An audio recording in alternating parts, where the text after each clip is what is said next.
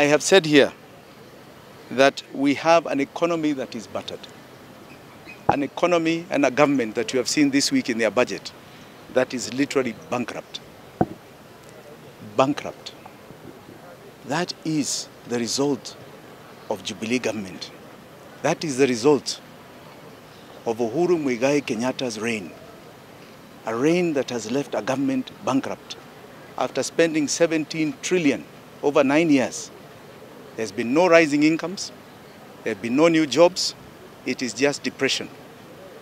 38 of 100 people were hungry when you took power, Mr. Uhuru. Today, 63 of 100 are hungry. That is your scorecard. These are facts. And you have a lot to account for. That accounting we have asked. We have asked you to table the SGR contract so that we know why we are suffering with debt. Table it. You promised us. We have not seen it. I will ask you again today, and I will keep asking, because we asked this when we were with Raila Odinga, and it has still not been answered. You went and borrowed 300 billion shillings in 2014. 2014. 200 billion you borrowed from an American bank called Chase Morgan Stanley. Another 100 you borrowed from Citibank. The one from Citibank hit the exchequer account. The 2 billion, which is 200 billion shillings, that you borrowed from Chase Morgan Stanley, 100 is accounted for, but 100 billion has never hit the exchequer account, has never hit the people's account. When the Auditor General tried to answer and ask, where is that money? And even wanted to go to America, you told him who does he think he is? That he's a madman to think he can go to America to look for that money. There's been no audit report on that 100 billion that mysteriously disappeared. That your own Minister of Finance at the time gave us and furnished us documents of a redacted document, a swift transfer, blacked out in terms of details.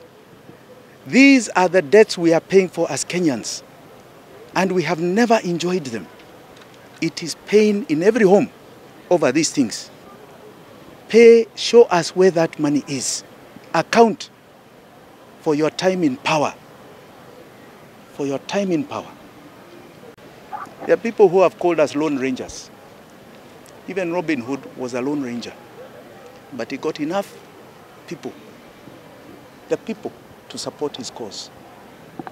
Jesus was viewed as a lone ranger. I am here with the people of Kenya. That is my alliance. I am seeking the alliance of all Kenyans who are like-minded.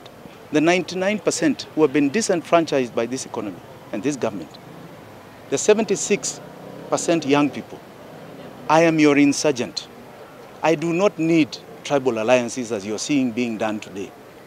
Tribal alliances were formed from the year 2002, where you start putting a mugogo from a community. Oh, who you are to represent Wajaluo, who you are to represent Wakamba, who you are to represent Waluya, who you are to represent Coast.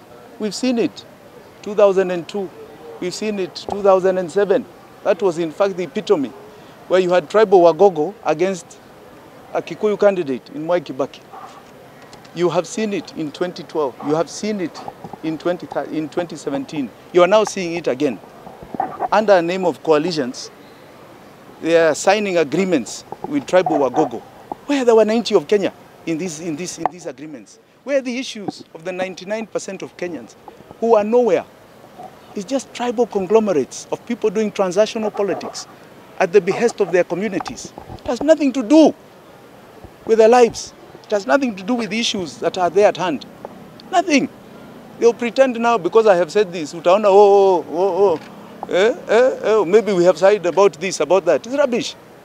It is tribal conglomerates. I call on Kenyans to reject them completely.